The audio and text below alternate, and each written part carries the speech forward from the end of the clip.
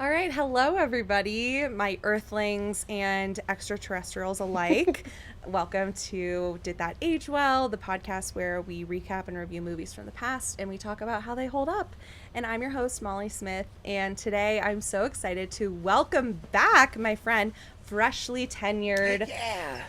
just throwing secret movie parties all over Denver. And you were recently in a film festival as well, weren't you? Yeah, I was at the Denver Fringe Festival. Oh my gosh, so I wrote amazing. a Batman burlesque that we That's staged, right. Oh, and so fun. it's 12 horny men is how I described it, where they Iconic. put Batman on trial. Amazing. I love it. Well, Restaging in October. I'm very excited. yay! Oh my gosh. Okay, well, everyone keep an eye out in Yeah. October. Professor Andy, welcome back to the pod. Thank you. Yes, of course. I'm so glad you're here. So glad to Yes. have you back. What is going on in your world? So tenure, my company Rainbow Cult, kind of like trying to think about what's next for us. How do we Yeah. create these like community building, experiential film fandom experiences? So Yeah. we're gonna do a sing along series at the historic Elitch Theater. Starting next month, we'll do Wicked as a sing along. And if those of you who kind of watch contemporary audiences, which is one of the things I study and write about, people had to create separate screenings just so people could sing in a movie theater, right? And this seems like Totally. a very modern phenomenon. So we're going to do Wicked, and then we're going to do Moulin Rouge in September.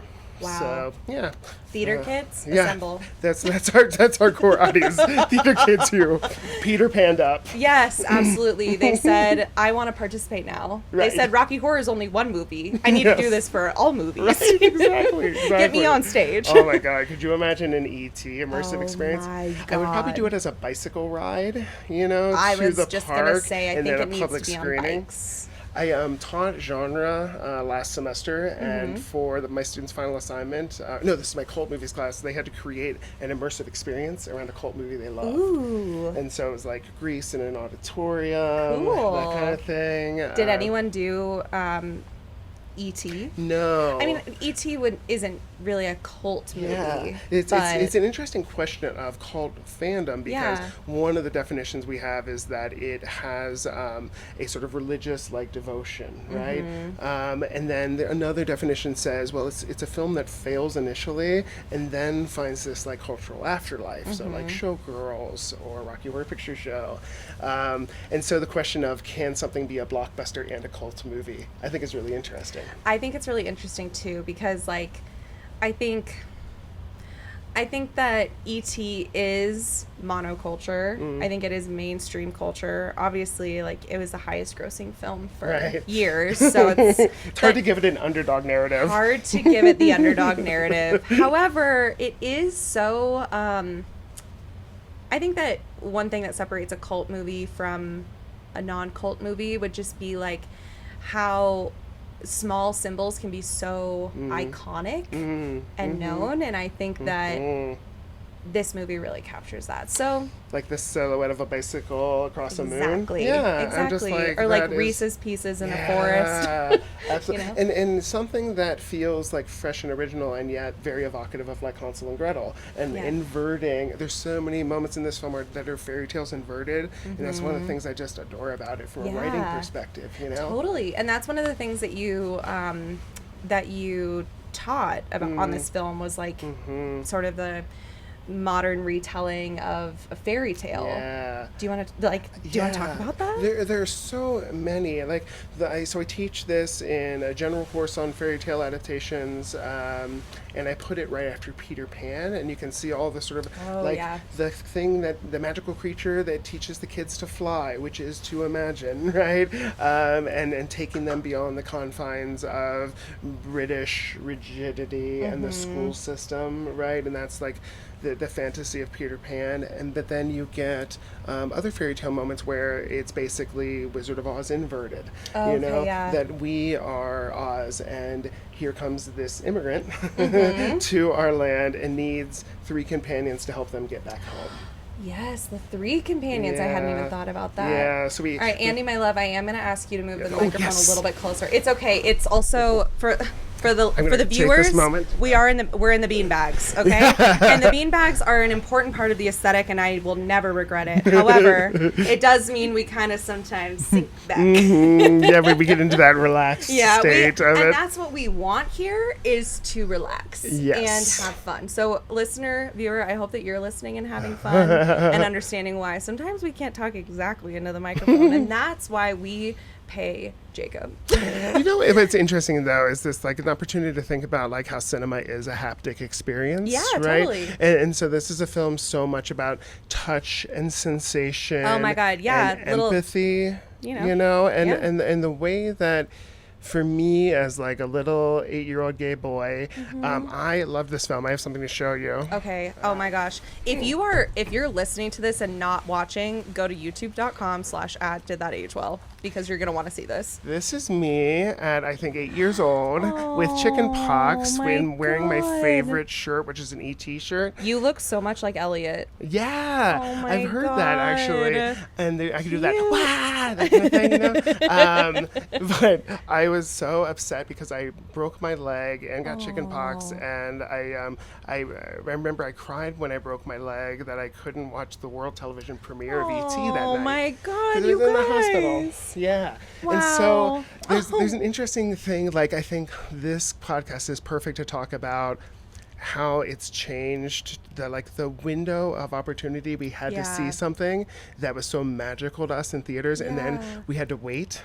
Yes. Six months ish. Yeah. To see it again. Like, we were poor, so we reserved them at the library so that we could see them. So I remember reserving this film at the library. Oh my gosh. And I was just and then the window again when you would see it on the television. Yeah. It's totally. that anticipation. We've lost simultaneity culture. Yeah. Like watching the same thing at the same time. Exactly. Yeah. Yeah. And that, oh my gosh. And I'm so sorry that you weren't able to go to that premiere. And I'm so sorry you had the chicken pox.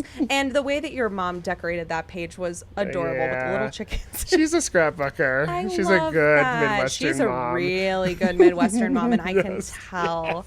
Oh my gosh, yeah, so you're a little 8-year-old gay boy. Basically, you're Elliot. And like every other film that I saw, Susan Jeffords was a film critic, and she writes about this. Reaganite America was very much about hard bodies and soft bodies. Oh, yeah. And we see it in like the Predator, the T2, like that, the Schwarzenegger, Stallone. Yeah. And we're back in it now, right? Sort of like fetishizing the hard-bodied superhero or man that can tame technology and bend it to its will, and so we demonize the soft body, right? Yeah, especially the male soft body, Totally. which was already kind of diminished because of the rhetoric of AIDS. Exactly. And so so it's really fascinating seeing how this film then is so counter to that. Yes, he's a soft boy and becomes softer throughout the film and makes other people softer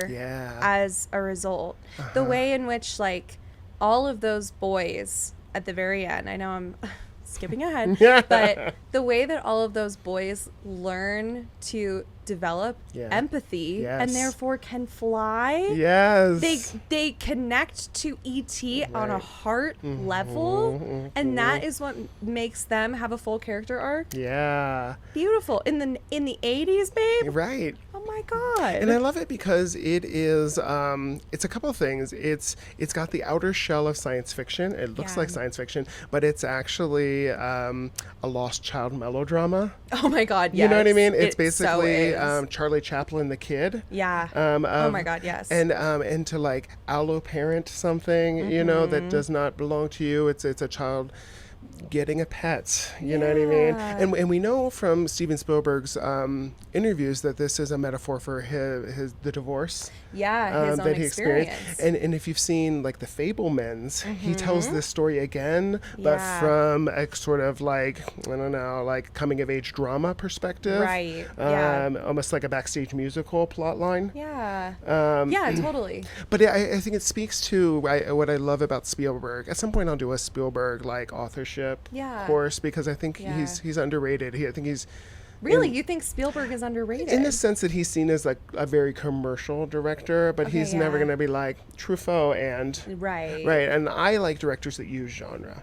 Okay, yeah. So this is why I've always been drawn to horror as a way of exploring like cultural depths. And I think sci-fi, the type of sci-fi that Spielberg is interested is awe. It's about like the romantic. He's a romantic at heart. Is, yeah. Do you know what I mean? And it's about the encounter with the sublime, and we see it in Close Encounters of the Third Kind. You know. I don't know. That impulse in science fiction that we get in, what's the Jodie Foster one? Contact. Where she goes to space and then she says they should have sent a poet. Yeah. And that's what I like, this sort of like poet of the sublime nature of Spielberg. Like, I'm going to take Minority Report and make a film about free will and authoritarian rule. You know what I mean? Totally. I love that kind of stuff. So Spielberg is a really philosophical director. Yeah, I would say so. I think I agree that Spielberg is a very philosophical director.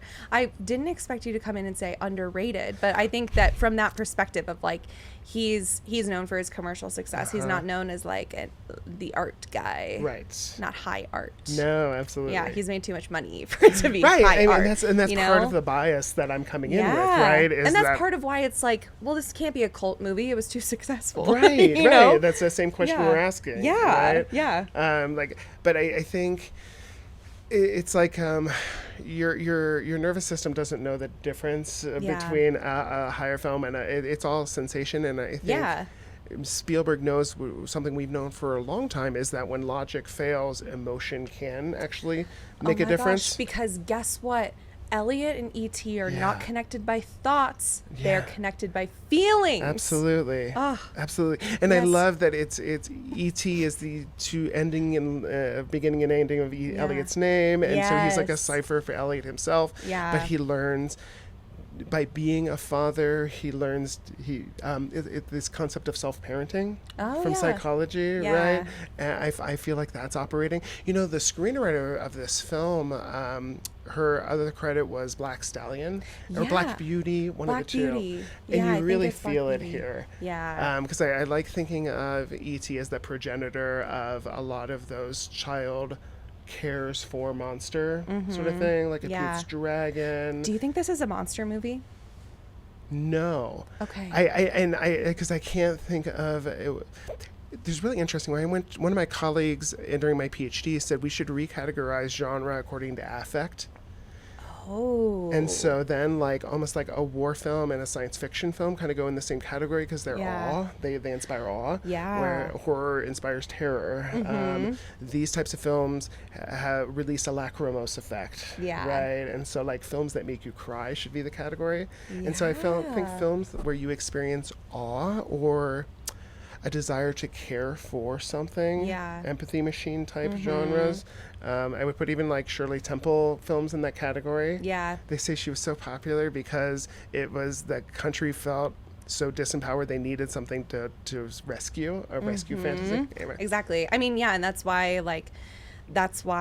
sorry to get so dark, but like that's why like anti-choice people are so desperate to like save this ephemeral unborn because like it's so easy to like save something that doesn't exist. Absolutely. You know? And that's why children have always been the greatest engine of censorship rhetoric, of fascist rhetoric, because think about the children. Yeah, because they can't manufacture their own representation, right? They can't say, oh, actually this harms us. Totally. But now it's a little different, which is great. And I love being in an era where like trans people can make their own representation. Yeah. You know what I mean? Yeah, totally. I once went to a film festival, the Banff, it's called Windsor in Canada. And because they had a training program for queer youth in making movies, and then at the end of the week they showed their movies. Cool. And so I was like, kind of like the question I went in with is like, now that queer people can make their own representation, what sort of more movies do they make?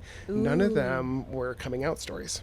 Wow. They were all what I would describe as fanfic, that they were writing themselves into genres which have excluded them.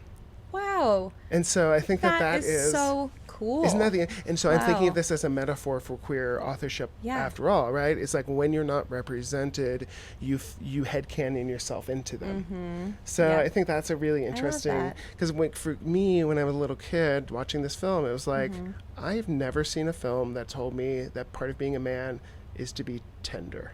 Yeah. And to care. And to care. Just to genuinely care. Yeah. And to think about other people, right? Because there's that scene in the beginning of the film where Elliot says something offhanded about their father being in Mexico. Right. And it kind of wrecks their mother, right? Yeah. And the older brother says, why won't you think of other people? And this is Elliot's journey. Yeah. Right? Totally. Like he is forced to think about something else. Yeah. And I love that about the movie.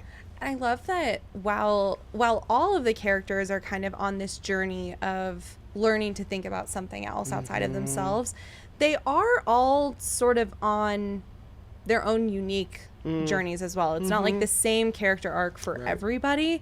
Like Elliot, essentially, it's a coming of age story. He grows up. He learns to care for things outside of himself by and to let it go. Yeah. And so it's a really to potent realize film. like what's in the best interest of things that you care about, you know? Absolutely. And letting them like define their own destiny, Totally. you know? And for me, that's another thing that makes this such a queer film is that it's like every creature deserves to be with those that it loves. Yeah. Right? Do you know, every creature deserves to have a home. Absolutely. Yes. You know, there was a novelization of this film as well. I was very obsessed with it. And in the novelization, it's one of the rare cases where the novelizer actually added things. Really? That were authorized by the studio. So it was Oh, one of the first interesting. times in which literature was used as a narrative extension of an existing film text. Oh, interesting. There's a paper I want to write about this at some Yeah. point because I think it's really interesting in terms of adaptation theory. But it drafts this whole backstory for E.T. and we get glimpses of its home planet and we learn that Yeah. E.T. was a botanist sent my from his God. planet, which makes perfect sense. with the flowers. Yeah. Yeah. And you know, the opening of the film is so gauzy and these like really heavy fades between scenes. And what I do with my students when I teach this is I just show the beginning sequence and I was like, what genre is this? Ooh. It's not science fiction. What do they typically it's say? Glowing mushrooms and little Yeah. waddling creatures, Yeah. right? It's a fantasy film. Period. This is a that fantasy interesting? film. This is such a fantasy film. And so it starts in utopia. yeah. And there's sort of utopia. And what arrives, not just cops, we don't see Right. their faces. We Right. see dogs on Yep. leashes. We see chains. We see keys. We see Guns. flashlights and guns. Yeah. It's a lynching. Yeah. And this is what's so beautiful about Spielberg is that Mm-hmm. he's able to just evoke it like, oh, we get it. This is the language of lynching. Totally, without having to be, it doesn't feel heavy-handed. No. Even though it is so intentional that like the bad guys are government Yeah, agents. They're yeah. not just like vigilantes. They're like, you know, this is like state-funded Yeah. violence against little He's- sweet aliens. So one of the things I love about Spielberg too is he's like the master of like I don't know, putting in symbols that where like symbolism trumps narrative logic. Yeah. Like when we first encounter the alien, it's in a cornfield. Wait, Right. where in California? Right. And people are really bundled up in California. You know, Yeah. so it gives this sense of like heartland at the same Yeah. time it's shot clearly in California. Totally. And then when the government agents arrive, they come through the house and the door and the window, Yeah. but they're not dressed in hazmat suits, which would make sense. Right. They're dressed as astronauts. Astronauts. So it's like, again, symbolism trumping Yeah. realism, which I love that about Spielberg. Totally. He's willing to do those things where you're like, oh, this is about American colonialism. Right. And then when you see them coming over the crest and the sunset, oh, they're the invaders. Yes. You know what I mean? And it's just like Exactly. this beautiful inversion of the alien invasion film. Yes. And it reminds you that the alien invasion film and like the home invasion film are just versus one another. Exactly. Yes, it's two sides of the same coin. Yeah. I wanted to ask those astronauts, like, where's your warrant? Wow, oh, you're coming into this family's house. Yeah. The mom is like, this is my house. Yes. This is my home. This is where we live. Yeah, and their phones have already been tapped, so we see the Yes. architecture of J. Edgar Hoover, Yep. right, and the dismantling, Totally. and this is before the Patriot Act, Yeah. and before the Trump's administration, of course. Yeah. What a fascinating film to revisit in an era of ICE you know. Oh my God, yes. And the suspension of due process and all of these things that are happening to the most vulnerable of us, to immigrants, right? And the another thing that I just love about this film is just the character design of E.T. You know, he was made by combining a fetus with an old person, specifically Albert Einstein. Right, yeah. And so we get these like big, wet, dewy eyes and with the sort of wrinkled skin, Yoda logic, you know what I mean? And so it's so smart because it instantly says, I trust you, but I need to protect you. Right, exactly, because you're both a baby and an old man. But I do wonder sometimes, like, okay, so when I was a little kid, I was scared of E.T. I saw E.T., I said, that's a scary monster. And it took me a while to come back around and watch it. This was when I was like 5. My sister was watching it. I remember I was in my grandparents' basement and I was like, oh my God, it scared the shit out of me. Right. And I do wonder, I mean, I've looked at some photos of the before and I'm like, okay, now that's scary. They did really make him a lot less scary than the original drafts, but I am still kind of curious, like, is this the phenomenon of like, it was the 80s and stuff was just scarier back then, like kids movies were just like a lot darker, or did they make him scary on purpose? Right. Why does he look like that? Like, of course he's cute, like, you know, we develop compassion for this little creature and he becomes cute, but it's like could he have been cuter? Right. Could E.T. have been cuter? Yes. And would it still work? I think it would have. E.T., hot or not? I'll give you various stages of his workout journey on Instagram. Truly. And then you're like, hot or not? Hot or not. Right. We need to have, okay, you are the perfect person to have on for what I think should be a regular special segment, which is puppets and playing hot or not with, I think puppets and animatronic creatures. I think fuckability scale is really what we're talking about. Yeah, totally. Yeah, like, would you fist it? Yes or no? Yes or no. Would you Jim Henson this hottie? Right, truly. And I think, well, with E.T., it's interesting. Okay, speaking of... I actually do have thoughts on this. Okay, is it because they say, oh, he's, like... It's a he, even though he doesn't have external genitalia. Right. What's the deal with that? No, I think that's really interesting. It's the film's like compulsion to gender it. Yeah, which is really fascinating. Totally, it's both a reflection of its time, but I think a little self-conscious because he dresses E.T. in drag. Yeah, he does. E.T. looks like LaToya Jackson. Don't do a side by side. Oh my God! Yes. No, but yeah. Someone put a side by side together. Oh my God. Yeah, but. This is like the disappearing nose of the Jackson family. No, but I forget where I was going with this. But no, I think its gender politics are really kind of fascinating. There's this weird thing that it's doing with old John Ford movies, and the sort of like traditional heteronormative expectations of young boys. Yeah, and it's doing something with dissection and divorce versus healing and touch. Totally. And so I think this is really a great film to teach in my intro course because there's so much symbolic architecture to it. It's a great way to talk about how things are structured by binaries, and then we can talk about ideology from there. Yeah. So the example I use is like how the film uses flashlights versus beacons. Oh yeah, totally. So flashlights are surveillance technology, right? They're the technology of the Foucauldian panopticon, you know what I mean? The government. And whereas E.T. and Elliot learns to be a beacon, which is something that draws you to it. Yeah. And then if we look at like E.T., is it scary? I think it's an interesting question because everything in E.T.'s world is rounded. Yeah. And it's another fairy tale it's playing with for me is the genie in the lamp. Oh, because his spaceship is a lamp. It's like a lamp, yeah. It's like a mushroom lamp. Yeah, absolutely. Yeah. And no hard edges at all. And this is like in an era where Aliens, like the sequel, will represent alien insurrection as like a machine gun gutting through space, right, like this industrial knife, all hard edges, whereas this is like no hard edges. And so it's really interesting because I found E.T. to be incredibly toyetic.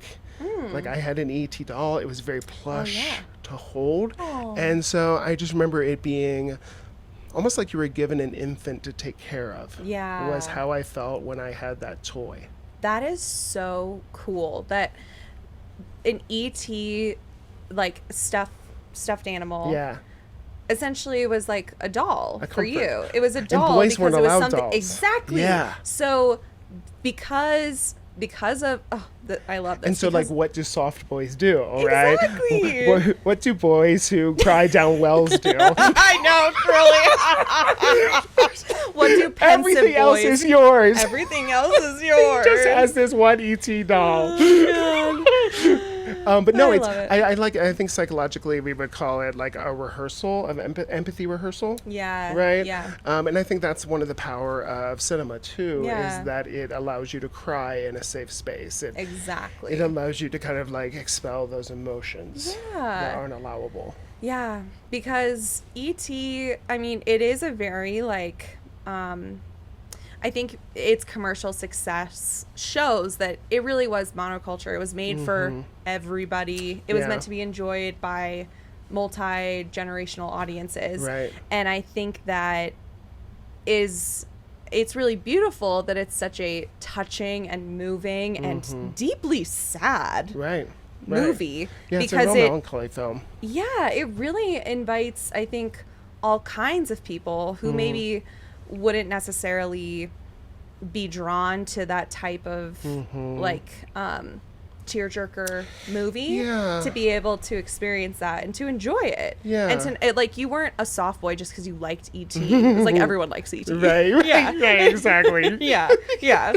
Like even the hard boys like E.T. You know, even your dad likes E.T. Right. But I was thinking, like, my dad also like left our family and he had an affair for 10 years that was a big secret in Mexico kind of, I mean, and spiritually yes.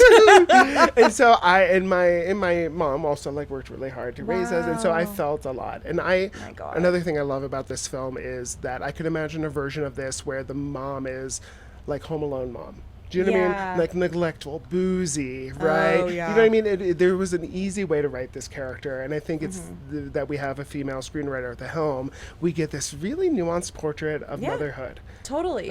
Because you can tell she cares so much.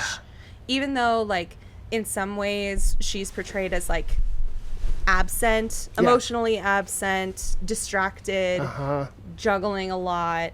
It's clear that she's still, I mean, she's not a villain. She's a sympathetic character. Absolutely. There are times when Gertie's trying to introduce her to E.T. and she's like, I have to finish, like, unpacking the groceries. Like, she's overworked. She's an overworked woman. She, but you're not saying, like, oh no, Gertie, don't show her E.T. or else she's gonna, like, she's going to demand that you kill the creature. We're kind of like, oh yeah, we want her to see it because we know that she has the capacity for empathy. And even though at first, when she actually does meet E.T., it doesn't go very well. She comes around pretty quick. You know? Absolutely. Yeah, no, I love this portrayal a lot. And you know, I think like the film's coming of age genre really shows when we get this idea of like a golden hour. This idea that they're on the precipice of something, that this is a time when you don't realize how powerful you are. And I think that's a big part of like children's media and what we try and teach young people. And I love that this film does it through the metaphor of the bicycle. And the bicycle in the showdown with the government allows them a mobility in these spaces that are under construction. You know what I mean? It's like mise en scène meeting, props meeting. It's great. And they are able to go spaces that cars cannot, that adulthood has limited, which is the Peter Pan-ness of it all. Exactly. And that's what, to me, makes this such a fable fantasy movie, is because, like, it's it's all about the kids. It's Yeah. about children. Think about the children. What about the what about the children? children? This movie really answers the questions. But what about the children? The children, The kids are all they're right. running it. Their kids are all right, okay? Yeah. There's a great piece that I sometimes assign with this film called like Children Against the Military-Industrial Complex. And it looks at the tradition of the progressive child from like Space Children in 1958 through War Games, and particularly around 1980s, it comes to be about children understanding technology better than adults. What a modern right is sort of exactly. Totally. But it's it's always that fear of obsolescence. But in this film, it's like no, there's a better way. Yeah. You know what I mean? Yeah. And like if you teach your children right, if you teach them to really have empathy and to feel for those who are imperiled. Yeah, you and to know, be willing and to in need. learn from kids too. Like ultimately, like Yeah. Elliot is the one who educates the grown-ups, or at least tries Yeah. to educate the grown-ups. He's the one that really deeply knows E.T. and knows what's best for E.T. because he's gotten to know him, and because he like ultimately, even though it's hard, he learns to let go. Right. But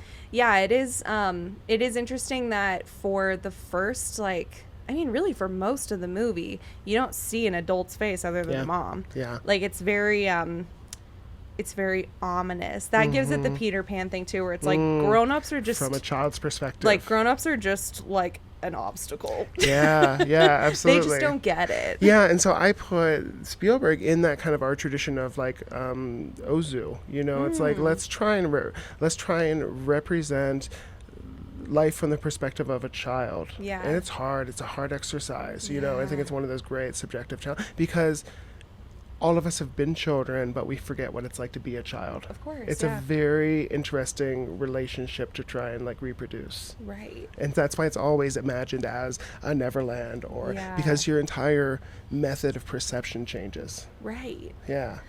Oh God, that's hard. L. Frank Baum said that like this is why you should listen to children because Yeah.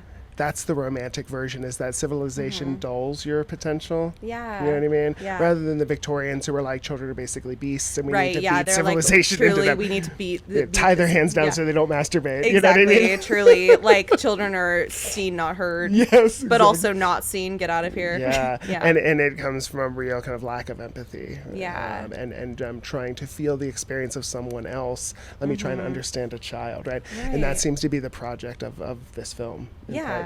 Yeah, totally. Yeah, which was always so powerful for me. Yeah. And maybe you're right, why it's such a blockbuster. Right. Because it's interesting. Part of me wonders, like, how was he able to make a movie that is so Right. tender, that is such a tearjerker, that is, like, really driven by emotion, Right. and to make it so commercially successful? Is it because it was... You asked don't know. earlier if this is a monster movie, and I kind of said no, but like Yeah. it is actually. Sure. Because, but I think in a modern cultural sense, like modern with Monster High, and like I think Yeah. there's always been a connection between the child and the monster, but we're seeing a lot more commercially now. Yeah. You know what I mean? Yeah. And it makes sense because both are sort of ostracized from communities. Both feel not in power often. Right. Yeah. Yeah. So it's kind of a really fascinating how sometimes these figures, monsters are like empty signifiers. Yeah. And so they can be really useful to kind of become whatever is necessary in the moment. Yeah. So aliens, but zombies, and you know what I Yeah, mean? totally. And so this is an interesting empty signifier where if you're an immigrant, you see an immigrant story. Yeah. If you're a queer person, you might see a queer story. Right. Yeah. Right? It kind of allows for that, I don't know, Mary Sueing your way into Yeah, because yeah. E.T. is kind of like a blank slate or an empty signifier. Totally, yeah, because we don't know anything about where E.T. is Yeah. from. We don't know. I mean, all we know is that like he's smart. This is interesting because there's an archetype in literary studies called the American Atom. Yeah. Do you know this one? Yeah, Leslie yeah. Fielder, Life and Death in the American Novel, and they talk about it's a prelapsarian figure like Tom Sawyer, Forrest Gump. Yeah, totally. That is like, what was the silent film star? Buster Keaton is often talked about as an American Adam archetype, is that they kind of like fumble through life, but they make it. Yeah, and they're a blank slate. It's as if, it is as if they were just like plopped on Earth. Sure. And obviously E.T. is in quite a literal way plopped on Earth. Yeah, but and he's catalytic, right? Yeah. He makes people examine things about that, like Peter Sellers in being there. Right. Yeah. Totally. That's really that's kind of fascinating because one of the interesting things here we have this Jewish director who makes a film heavily leaning on Judeo-Christian imagery in the reincarnation and the like Sacred Heart glowing. And there's also this element of like sort of the reluctant hero, like the Moses or whatever in choosing Elliot, like somebody who's like, well, why me? Right. You know, but then by the end, he's like, he chose me. Like, I need to be the one. That's interesting. You're talking about Elliot as having the messianic narrative. Yeah. And I'm talking about the resurrection of E.T., the creature. Oh my God. You're right, both. Yeah. So is this just a reflection of our culture that this is, or is there something deeper? Like this is, I think of like the Osiris myth in some ways with the resurrection of E.T. Yeah.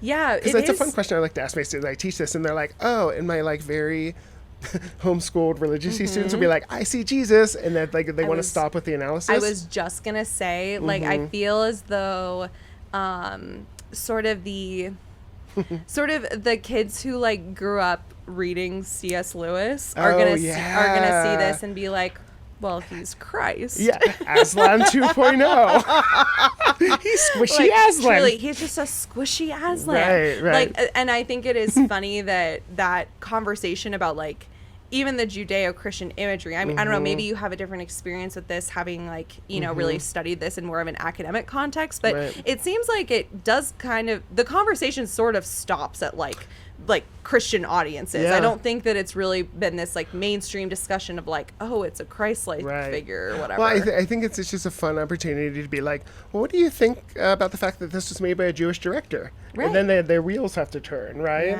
You know, and it's like, oh, well, what does it mean that it's using a symbol that may or may not be meaningful to them, right? Or maybe it's a prompt to go like, oh, maybe I should go on Wikipedia and read about Steven Spielberg's background and ancestry. Well, does he have?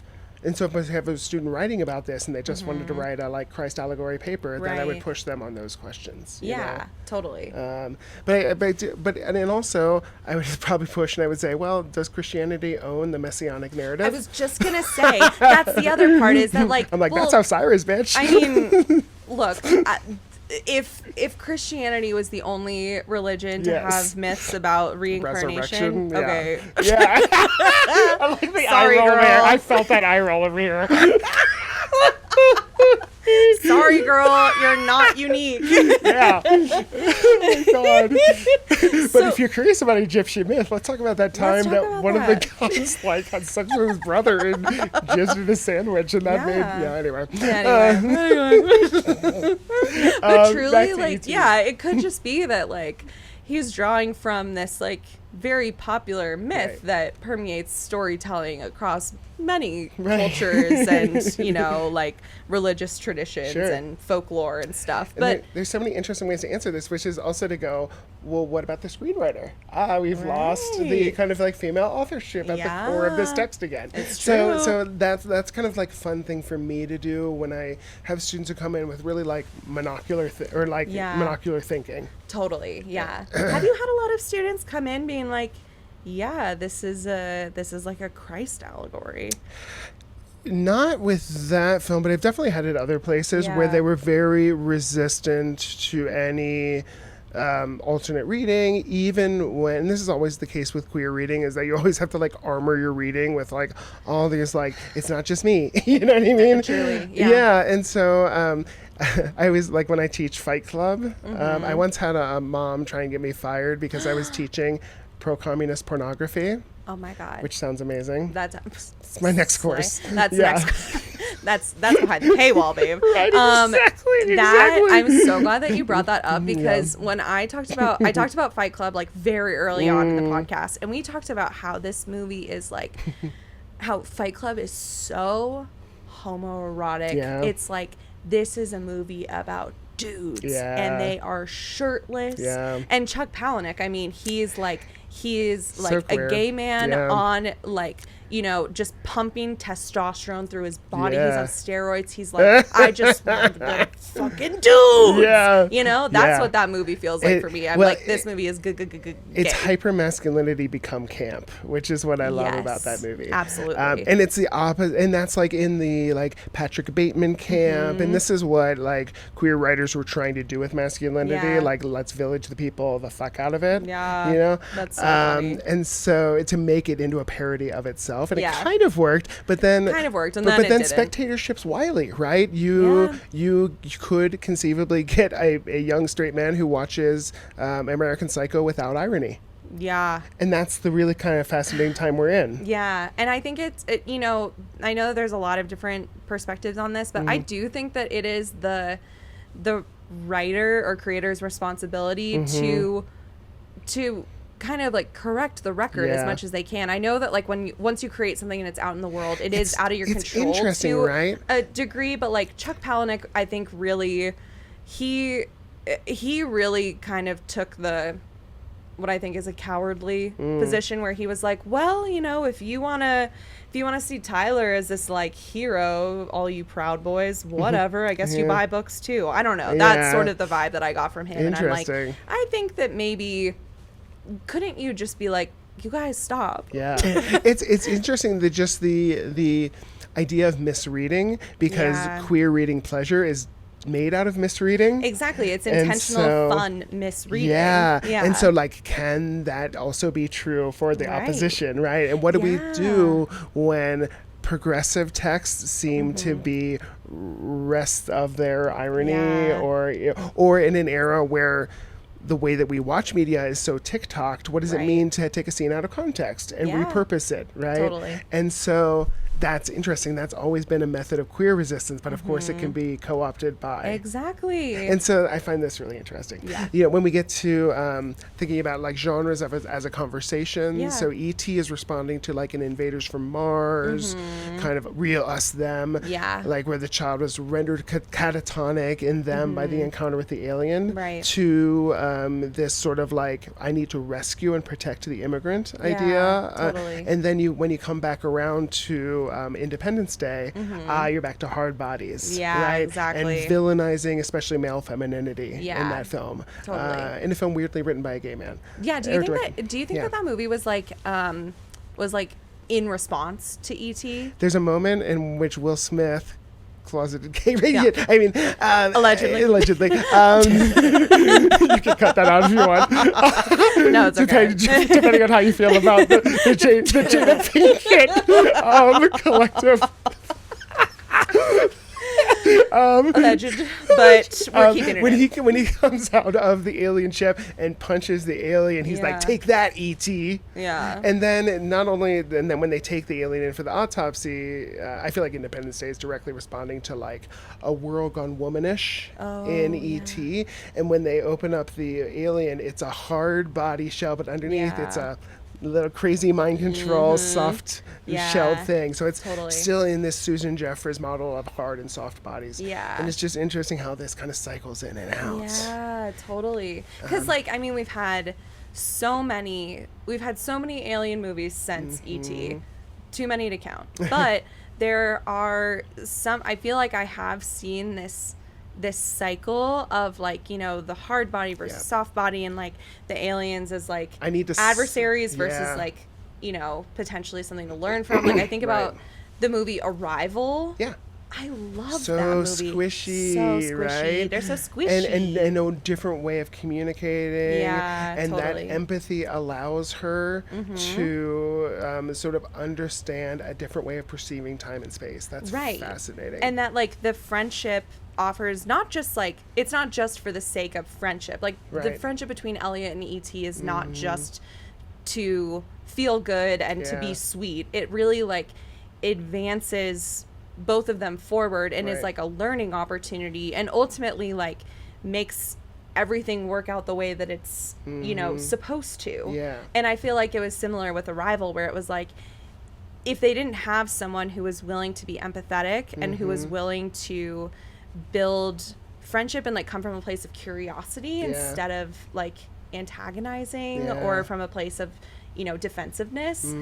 That's how they were able to like gather information and actually learn so that they could, you know, meet whatever their next goals were. Like, I don't know, I think it's so sweet to see that it's like the friendship is special for its own sake. Like, this is a story of friends, but it also is like a story of how friendship can be a tool, and how a friendship can have impacts beyond just like two individuals, but as a way of like approaching everything. And the way that when you care for the other, you care for the self. Yeah. You know, that we get in the creature being kind of a cipher for him. Yeah. You know, he is like the creature, a boy who feels too much. And those characters are not meant to be fighters. They're botanists. You know what I mean? They're botanists. I love that. I think that we should use botanist as a euphemism for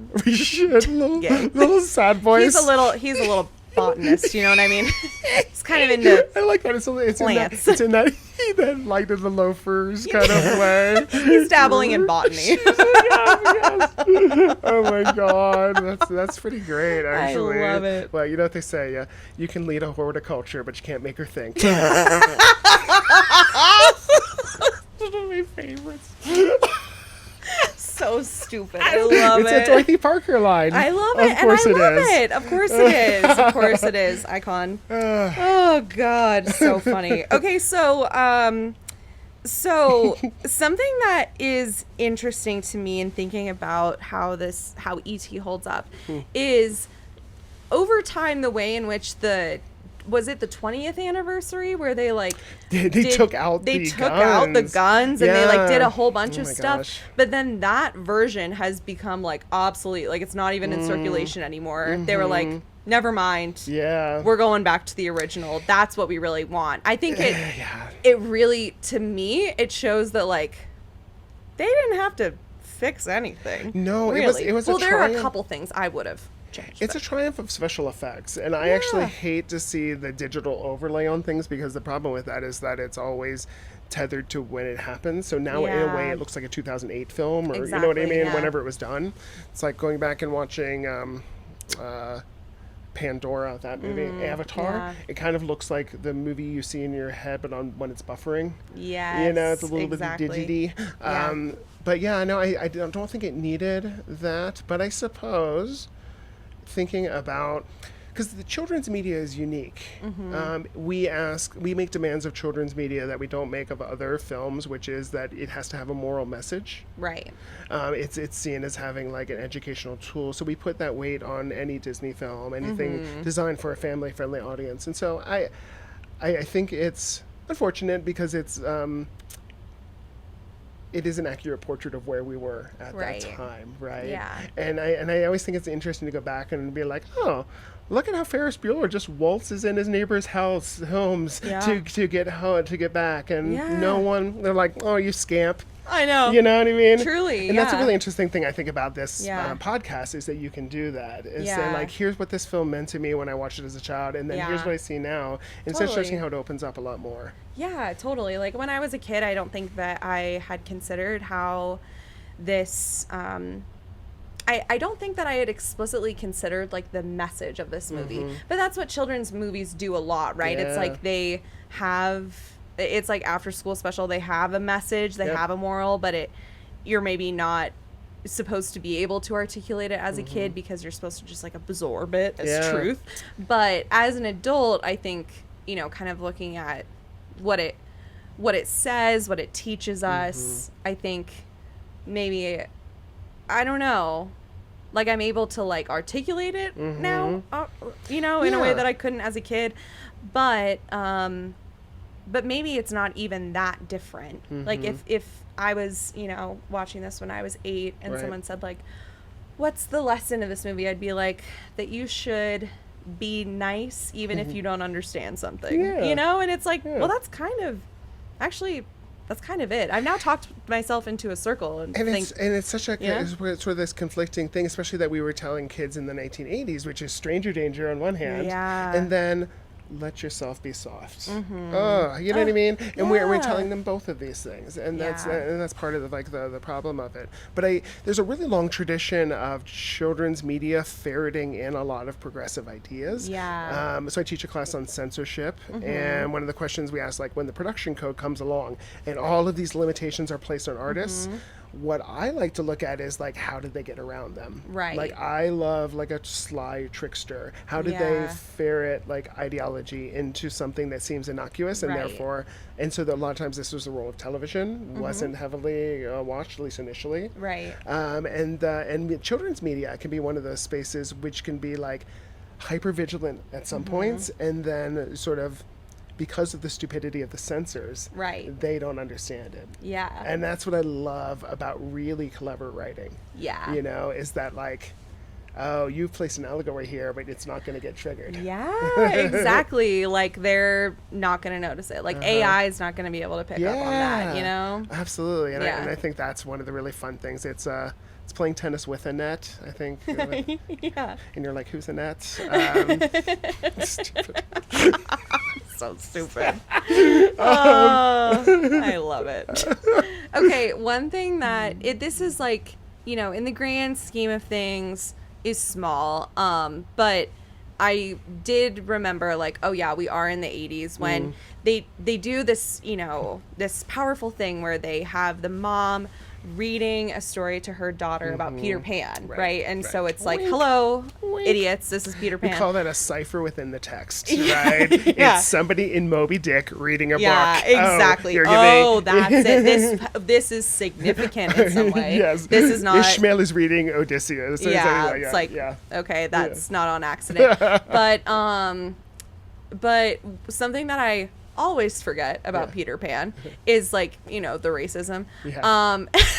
And like, as mom is like reading this story and there's like racial slurs in it, and of course at the time, and I mean arguably like even now, when she's like telling this story, it's not something that she even trips on, you know? And so is this a slip up of the director? Is it character information that we're supposed to glean? I feel like it's I feel like that's a common question on this show, is like, okay, when a character says something that you're like, oh shit, you shouldn't have said that, is it showing us something about the character that we're supposed to know, and is like, you know, not necessarily condoning that behavior, or is it like condoning that behavior? Is it celebrating it, or is it something in the middle? And I think that in this case, it's so it's presented in a way that's so innocuous that makes me think like, oh, this is just like, it's kind of a sign of the times, unfortunately. Absolutely. You know? No, I think it's kind of like fascinating that way.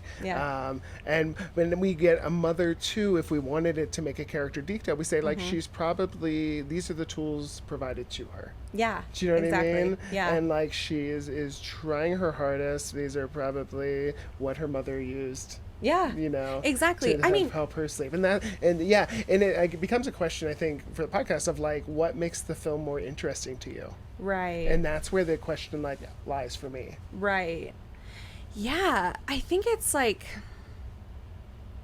it's one of those things where when the mom is like reading the story to the child, it makes me stop like, oh, whoa, yeah. But I think that, and it's not that this like, you know, condones it or like makes it okay, but you move on pretty quick. For me, it's like I moved on pretty quickly. I was like on to the next thing because there was so much else going on in this movie, and like the emotional pull was so strong that I wasn't like focusing for more than like 30 seconds.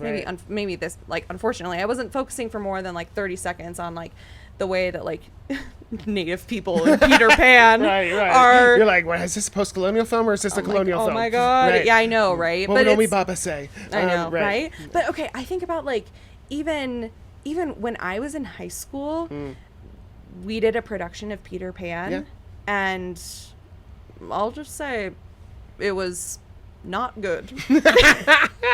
There were a lot of white kids dressed, well, it's such an interesting. So I taught ET in a fairy tale and film unit, and we did read Peter Pan from source, and I always like read it slow with them because it's interesting to like, okay, we have to bring in some biographical criticism. Here's what we know about Barry, right? And here's some of the controversies around him. Those are some of the historical questions about him, and how does this then represent Native peoples, and how is it reflective of its time, and then what does it mean that a text quotes that? Right, exactly. And so are we quoting to reinforce the message? Are we quoting to critique the message? Right. How aware of this film, or is it simply a play of references? Yeah. So it's really kind of like fascinating questions. Yeah, it really is. And I think that, like, you know, there's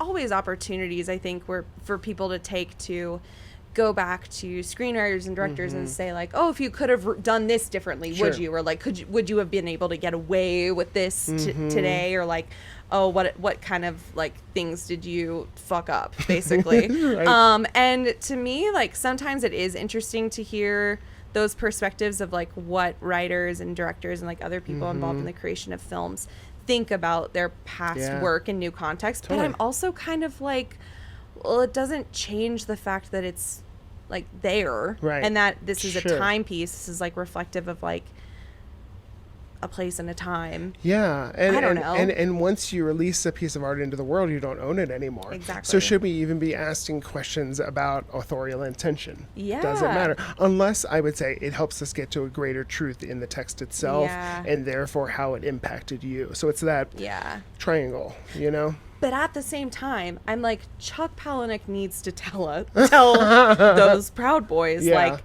Tyler's not your hero. Right. So cut it out. So stop it. Yeah. I don't know. I feel so conflicted sometimes. It's hard to say that, like, a misreading of a character that I do all the time to derive pleasure, I can't give that to others because people. I don't approve the ideology. Of like it's like, well, that's not the way that the original author intended it. My God, one of my favorite stories when I had this roommate whose father was a huge Lord of the Rings fan, and he had all of his sons read it, and then he went with them to the movie premiere of Lord of the Rings, super excited. Battle scene happened, and at a certain point his dad stood up in the movie theater and goes, "That's not how it happened." Oh my So God. This like fidelity question is really kind of interesting. Yeah. And who owns a text? These are questions I'm asking a lot now in my work on queer audiences and what it means to fanfic something, essentially. Yeah, totally. And how that mucks with the capitalist chain of ownership. Yeah, totally. So that's kind of the questions I'm looking at now.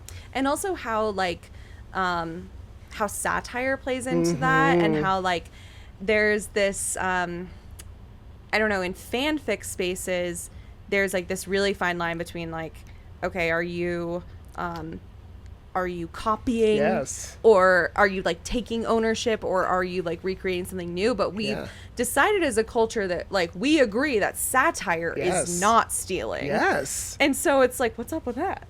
Well, or think of like what Andy Warhol did, where he painted someone else's design of a Campbell's soup can on and said, that's art. Right.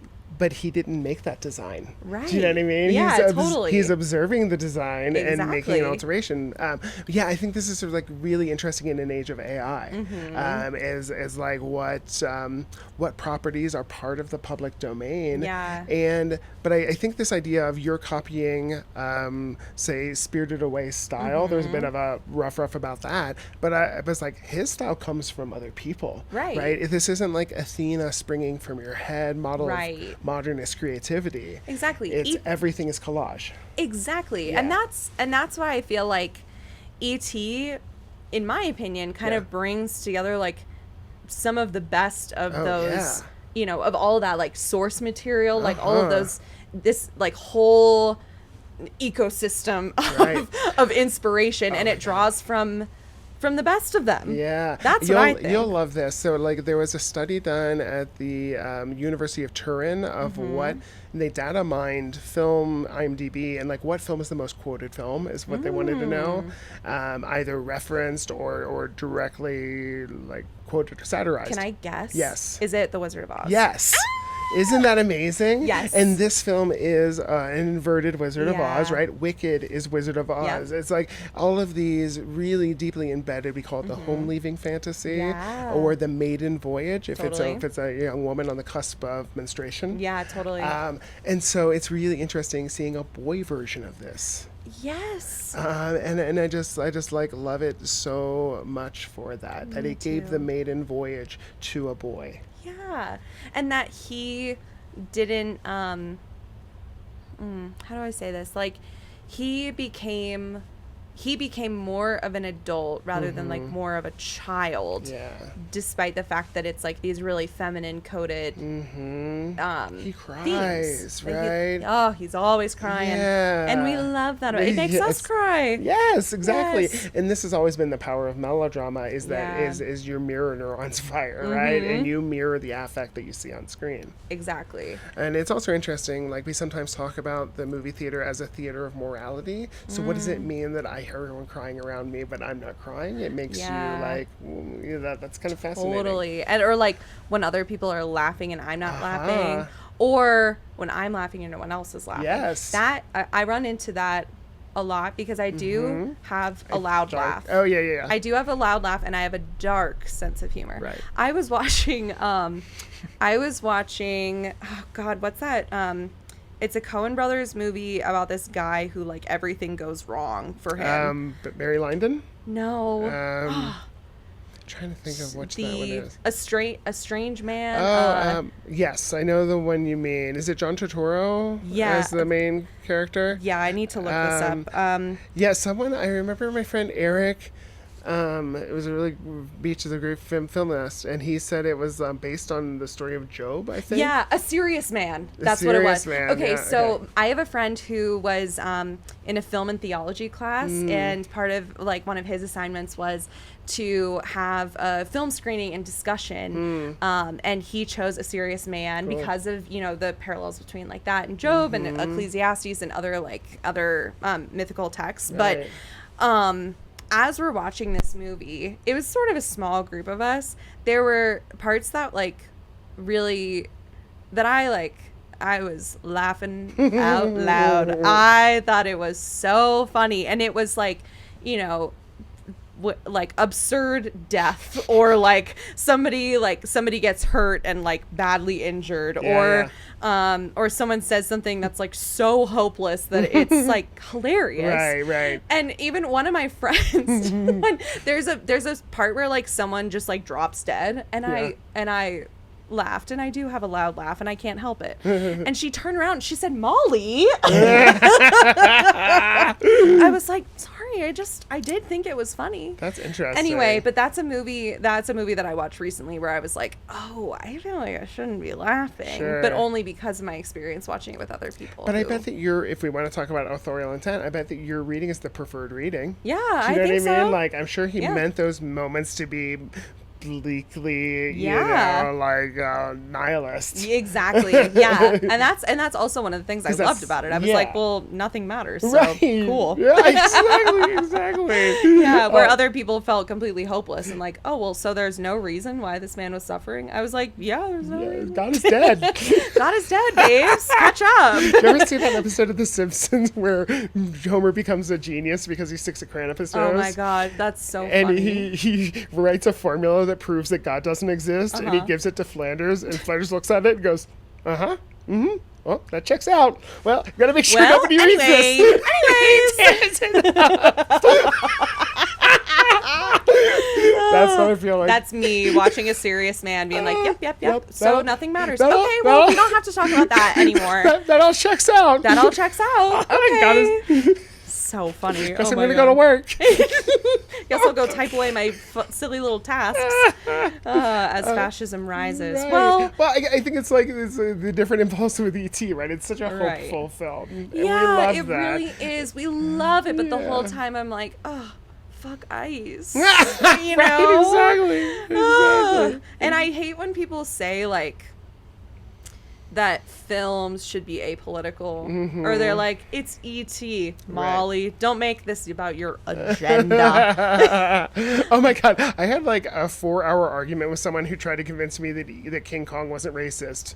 What? And I was like, what world are we living in? They're like, it's just about an animal. And you're like, exactly. You're like, that's the point. That's why it's bad. Yeah, but no, I get it. But I think this is like the question you encounter as an educator is like, you can't force someone to see something, but you can create an environment where they are encouraged to think freely and take chances, right? And so that like facilitator role I've stepped in a lot more since tenure. Really? Yeah. Oh, that's special. I have like job security now, and now I'm like, I can kind of teach how I wish I was taught, or what. Yeah. It's a good opportunity to go back and like, what do I remember from school? Cool. And that should inform the type of assignments that I do. Yeah, totally. So I'm fun. I'm excited about the time travel class. I mean, even my Japanese cinema class, I'm going to have them use AI to create a Japanese film that could have existed in like 1943. Oh, really? Like the year that I assigned them. Oh, wow. Which requires deep research. Yeah, big time. Yeah. So I'm thinking about like, what are those?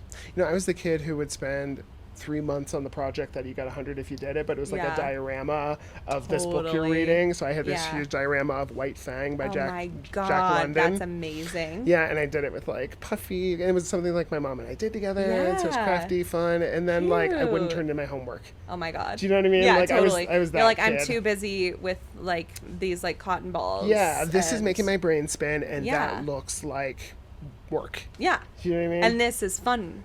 But the only way we can measure you in an educational system is by the blunt object. You know what I mean? And so that's where I kind of like excelled at school, but then I just felt hammered by, I don't know, like I guess the drudgery of life. Truly. But by the drudgery of life. I'm glad that I'm in a career where I get to like have complicated thinking, and that's rewarded. Totally. So that like that for you, it's like, well, I don't think that anyone's going to get mad at Professor Andy for being like, this is what E.T. could mean. Right. Or, you know what I'm saying? Right. Whereas, like, I come on here, this is like, this is like a movie comedy podcast. It's like, we just kind of yap. Right. And when I come on here and I say, like, well, this movie is more relevant than ever because we have people storming into houses and taking innocent people. Sure. Or it doesn't even matter, like whatever your definition of like innocent is, doesn't matter. They're taking people. Sure.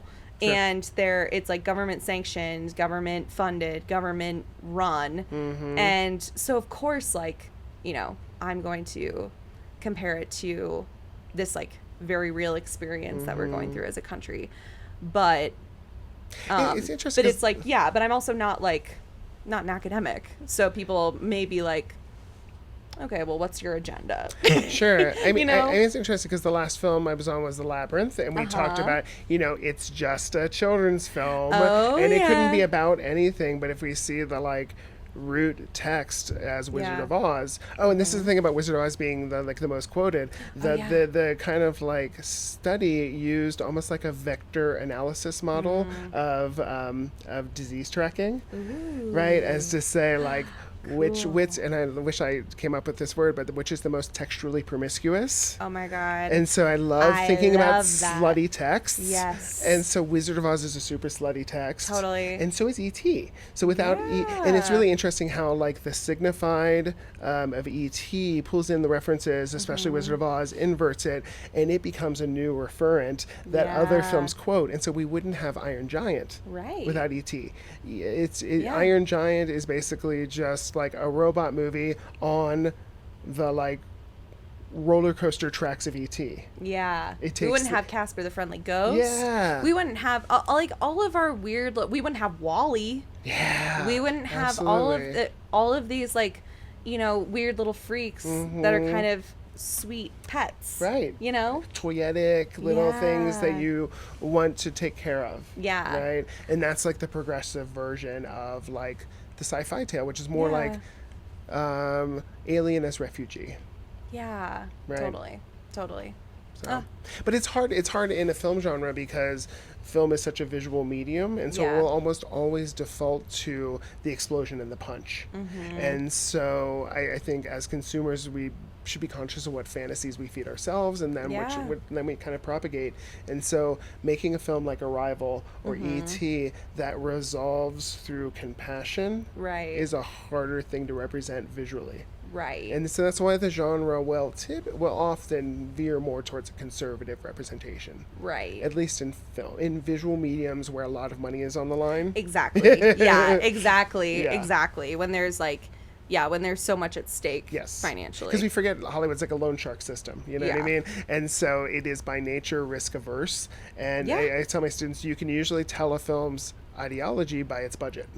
100%. And so more money on the line, less willing to take risks, more conservative ideologically. Exactly. Typically. Less money on the line, they'll do whatever the fuck they want. The scrappy little films that we should be totally promoting. Exactly. Yeah. But I feel like I have this real like cognitive dissonance because my favorite alien movies are E.T., Arrival, and Alien. I love it. Very different. How do you feel about it? Because this is one that I often end this unit in. So when I do these like 5 film genre units, and the idea is let's teach film analysis and ideology by giving you essentially the same plot structure, but from different ideological perspectives. Yeah. So we start with Invaders from Mars, which is very like, here are the encephalitic aliens, they're obvious communist metaphors. Right. And then we go E.T., then Independence Day. Then I usually go either District 9, which is another film about refugees, but one in which it's harder to empathize with them because they look scarier and less humanoid. And so then it's like pushing empathy, and then Dennis Monk. And then sometimes I will do the Scarlett Johansson film Under the Skin. Oh, I've never seen that. Oh, you would love it. It's an art film. Scarlett cool. Johansson as this sort of man-eating monster. Cool. Yeah. And then sometimes I go with Attack the Block. Do you know this one? No, I don't. You'd love this one too. It's British, done by this, one of the same guys who did, but it's alien invasion in a London suburb with sort of these young people of color fight back against the alien invaders, and so it's like the juvenile delinquent becomes the hero. It's really a gorgeous film. That sounds really fascinating. Yeah, so it's like this sort of trajectory of that you're naming though is almost like towards squishier. Like, what was the modern film that you were thinking about with E.T. in our kind of like, this set the tone for this type of movie? I was also thinking of Free Willy as coming out of this era, so I feel like E.T. is a progenitor of almost like the children's eco-critical film. Yeah, totally. And so I see E.T. in the bones of like Captain Planet, and definitely. those Okja, those types of film. Yeah, totally. Of like a preservationist. Yeah, totally. And there, if you go back folklore, there's like folklore tales of like the boy and the troll, and there's Japanese folk tales of a couple that has to raise a girl that they find in a bamboo, a little girl. And so there's interesting like progenitors of that too, just in folklore traditions. Yeah, totally. About empathy. Yes. But anyway. Well, is there anything else that we haven't discussed about E.T.? We covered so much territory on it. I think this is pretty good. I think so too. Yeah. I think we've covered a lot. I'm sure that I'm sure we could be here for another several hours. I have a photo somewhere of me dressed up as E.T. or Elliot at Halloween. If I can find it, I'll send it to you. Please do. You can overlay it. Oh my gosh. Yes, please. And I would love it. It's me like, oh. And I have a little basket with bicycle handles and a little E.T. Yeah, anyway. Oh my god. Okay. Halloween costume ideas, everybody. It's a quick and easy one, so I highly recommend. Yeah. Okay. One more thing I have to say. Yes, please. The Halloween of it all. I love that this movie centers around Halloween, but it's like not scary. Right. You know? Right. You would think because of like the time of year and because it's like a monster movie that it would be like scary. And yes, I was scared when I was a little kid. The film is, but I was sensitive. Yeah. But the film's so much about his ingenuity. Yeah. You know what I mean? And totally. And I think it's maybe nostalgic for that time of like when kids' costumes were something you put together or that your mom made for you. Yeah. Although I love one of my favorite moments is when he's in like the ghost costume and he sees Yoda. So and funny. It's And he's like, home. He goes, home. I just love it. I loved it. Do you think because they share so much of the same DNA, those two characters? I know. I felt like that was also like in the similar style of the mom reading the kid Peter Pan. It's the same type of thing where it's like a nod to, they're like, yes, we acknowledge that this is with the inspired. added layer that Spielberg and Lucas went to school together. Yeah, exactly. They were part of that film brat generation, so I think it's the sort of tip of the hat of like, well done. You know what I mean? Exactly. Like, well done, Francie. They're like, I see you. Right. The only thing that we didn't talk about is the score. God, it's so my beautiful. God, it's so beautiful. It's so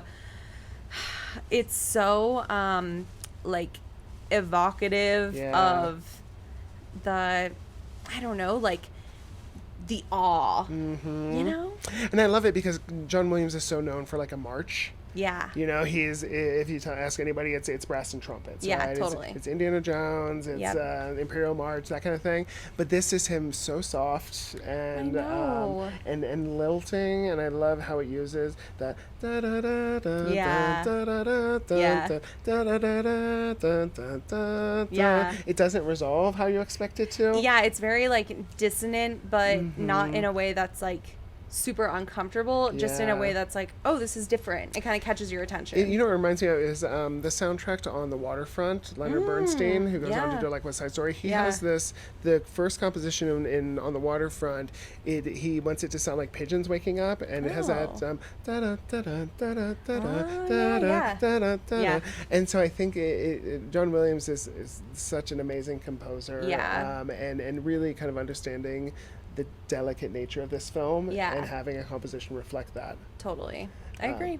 But in also the smartness of, you hear the sort of fantastic lilting melody to represent the magic of imagination and childhood, right? Flying across the moon. It has to match that image. Yeah.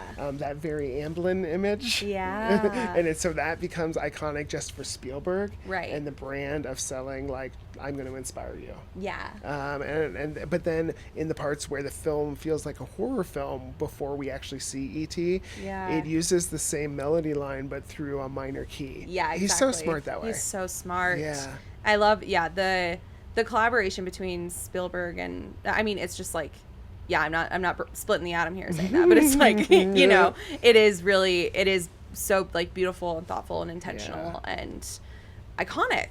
Yeah, and imagine coming to him with that basket of influences, you know what I mean? It's like, I want a child's fable, but also sci-fi, but also a lost child melodrama. Exactly. So make it magical, but sad, but sci-fi. Yeah. That's, I mean... Make them be in awe. Yeah, exactly. Oh my gosh. Okay, this is actually... I feel like I need to circle back to a conversation that I had with my friends JD and Paul on our episode that we did on Jurassic Park, because we were arguing about what is the genre, because my friend JD said this is a horror film. I said this is not a horror film. And we kind of got in an argument about like what's the genre, right? But if we're thinking about genre as like the feeling and that the feeling of awe could be a genre, that's what Jurassic Park is. Well, absolutely. And it's a combination of cinematic factors. It is a low camera angle, slowly dollying in towards the subject as something looms over him. It's the way that Spielberg uses that genius shot of a dolly zoom to make the landscape in the foreground stable and the background expand. Like that. I mean, that quintessential shot of the overlook. And it's what we saw it in Jaws. I call it in Jaws, it's the oh shit shot. You know what I mean? It's like the world is changing around me. Oh my like, God, I definitely had that moment where it's like, oh, I'm supposed to be somewhere else. Like, why don't I keep a calendar? But with Jurassic Park, it really is about lack of control. Right? That the world is getting wider while you're staying the same. It's such a childlike feeling. Totally. And so I love that. How do you represent, and this is part of the like cinematic challenge, like how do you represent drunkenness? How do you represent powerlessness? The feeling, how do you represent infatuation? Like those are the fun cinematic challenges. Totally. And they nailed it with the drunkenness with E.T., I'll tell you that. Oh my God, yes, exactly. We all let frogs grow when we're drunk. Absolutely. Also the scene, okay, we did not talk about how did you have to do it? What, the frog dissection? Yeah, we had to dissect fetal pig.